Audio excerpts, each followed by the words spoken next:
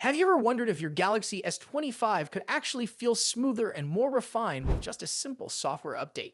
Well, it looks like Samsung's next update might do exactly that. And no, this isn't just about security improvements. There are signs that could change how your phone looks and works in small but meaningful ways. It's been a while since the Galaxy S25 series hit the market, and like always, Samsung has been releasing monthly updates to fix bugs and keep everything secure. But now, information from a reliable source suggests that the April 2025 update will include more than just the usual fixes. Instead of only improving system stability, this time, Samsung seems ready to add a little extra polish to the user experience. The tip comes from @Tarunvets33, who says that this new update is expected to bring in more of the One UI 7.0 features that were missing on the S25 series. If you're using the Galaxy S25, S25 Plus, or S25 Ultra, you might start noticing some small but welcome changes soon.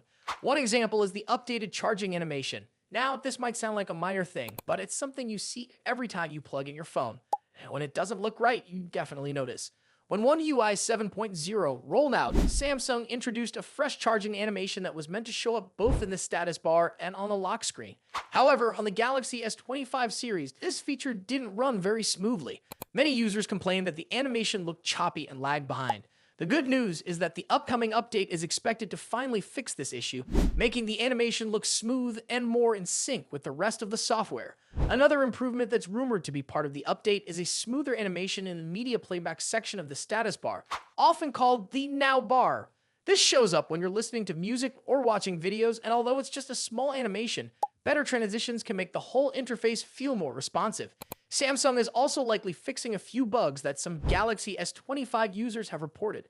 One of the common complaints has been glitches in the quick settings menu, especially when switching options like location or mobile data.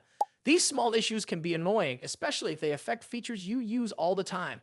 Thankfully, the upcoming patch is expected to sort those out.